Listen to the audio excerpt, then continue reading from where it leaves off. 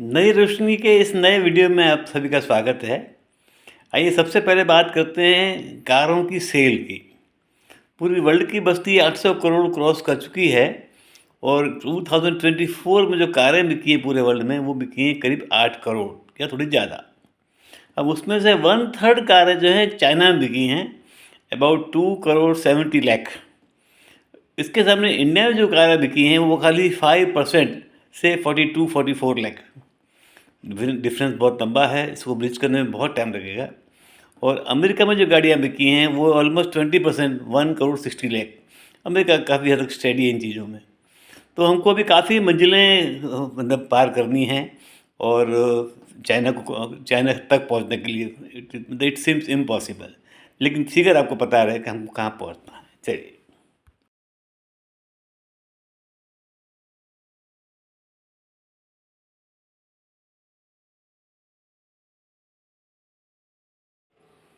पिछले एपिसोड में हमने डेस्टिनेशन मैरिज की बात की थी और खर्च दिखाया था कम से कम 1 करोड़ रुपया अगर 200 कपल भी बुलाने हों तो। अब एक एक सस्ता रास्ता भी है डेस्टिनेशन मैरिज का, जिसका उपयोग बहुत से लोग कर रहे हैं। अपने आसपास के लोग, जो पहचान वाले लोग, बहुत से लोग तीर्थ तो करना चाहते हैं। तो जयपुर से 90 किलोमीटर के अंतर पर है खटाऊ श्याम जी, जो कि बहुत पॉपुलर डेस्टिनेशन है। उससे 90 फर्दर 90 किलोमीटर के आगे जाके सालासर है। ये दोनों जगह बहुत से लोग अब शादियाँ करने पहुँच रहे हैं। बाराती जो हैं उनको एक तीर्थ स्थल मिल जाता है, यात्रा करने के लिए उनको बुलाया जाता है और वहाँ के होटलों का जो पैकेज है वो काफ़ी लो कॉस्ट रहता है। तो 1 करोड़ तो बहुत दूर है, 50 लाख में भी अच्छी शादी वहाँ पे हो जाती है। मेरे ख्याल से ये भी एक अच्छा आइडिया है कि तीर्थ का तीर्थ और शादी की शादी। आप भी सोचिए, अगर ज़्यादा बजट ना हो तो इसका इस्तेमाल कर सकते हैं या आपके किसी को सजेस्ट कर सकते हैं। चलिए।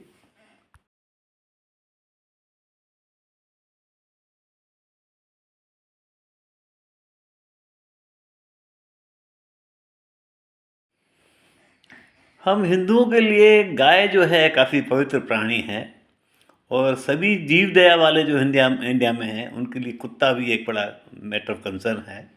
और इन दोनों को इन्वॉल्व करते हुए एक अजीब हादसा या वाकया यूपी में हो गया, गोरखपुर में, जो कि उनकी खुद की जगह है वहाँ के सीएम की।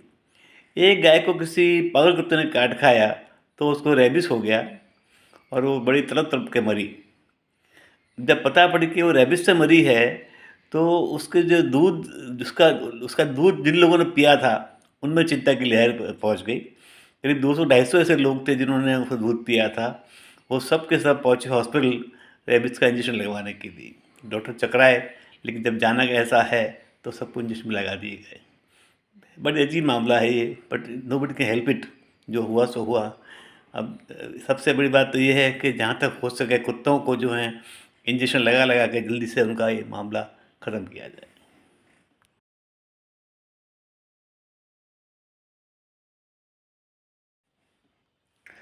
भारत का शासन जो है 1857 में अंग्रेज़ों की जो गवर्नमेंट थी वहाँ की उसने लिया, लेकिन उससे पहले ईस्ट इंडिया कंपनी इंडिया में आई हुई थी और उन्होंने 1835 में एक लॉर्ड मैकोले था, उसको बुलाया था कि क्या किया जाए यहाँ की पढ़ाई लिखाई के लिए। तो मैकोले ने जो मॉडल बनाया उसमें एक इंग्लिश की पढ़ाई उसने इस तरह क्रिएट की कि लोग इंग्लिश सीख जाएं अच्छी तरह से, लेकिन काम करें ब्रिटिशर्स के लिए। और ये मॉडल काफ़ी अच्छा रहा उसके लिए, गवर्नमेंट के लिए भी, उन्होंने ब्रिटिश गवर्नमेंट के लिए, और लोग अच्छी तरह पढ़ाई की।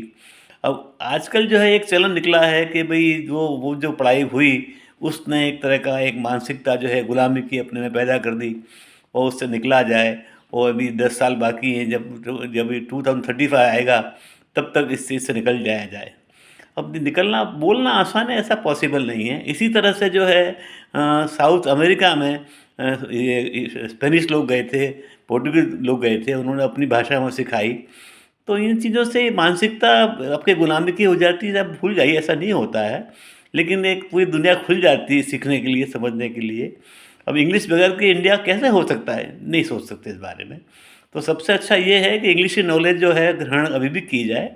घर में अखबार इंग्लिश का ना आता हो, अब थोड़ी बहुत पढ़ाई घर में हो तो उसको उसको बनवाइए। बहुत महंगा नहीं होता, 5 रुपये रोज़ का भी खर्चा नहीं आता है। उससे आपकी इंग्लिश की जानकारी अच्छी रहेगी और ये मैकौले फैकौले को भूल जाइए। आप इंग्लिश के नॉलेज पर ध्यान दीजिए। चलिए।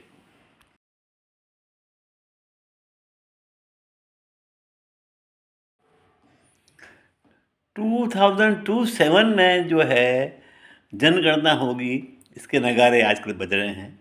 ये शायद कुछ 2 फेज़ में होने की बात है, एक फेज़ शायद 26 में पूरा हो जाएगा और दूसरा 27 में।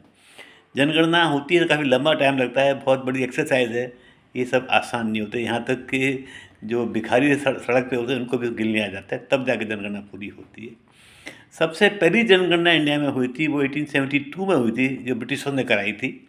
उसके बाद में 1881 से लेके हर 10 साल जनगणना होती रही है, अप टू 2011। उसके बाद में अनफॉर्चुनेटली बीच में जो कोरोना आया तो नहीं हो पाई, लेकिन बाद में आलस में कहेंगे, जो भी कहें, इनेक्शन कहें, कि वो जनगणना नहीं हो पाई, अब जाके होने जा रही है। और इस जनगणना में साथ-साथ में जाति जनगणना में होने वाली है, इसलिए शायद इसको एक लंबा टाइम लगने वाला है। तो it is going to be in 2 phases which will be completed by 2027। पर जनगणना जो है किसी भी कंट्री के लिए बहुत ही इम्पोर्टेंट है। इट प्रोवाइड्स यू डेटा कि भाई कौन सा गरीब है, कहाँ रहते हैं, कैसा क्या लोग रहते हैं। तो it gives you a chance to improve the life of people. तो देखिए, अब तो इस बार तो हो ही जानी चाहिए। चलिए 2027 में क्या फिगर आता है, it should be I think around 148 crore. चलिए।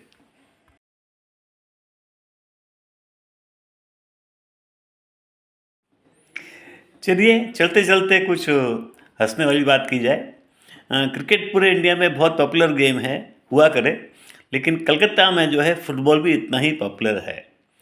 तो एक बार जो है कोई स्कूल इंस्पेक्टर जो है आने वाला था स्कूल में, और काफ़ी एक्साइटमेंट था कि भाई वो आएगा तो क्या जवाब देंगे। आया, उसने कुछ सवाल पूछा और स्टूडेंट को नहीं आया।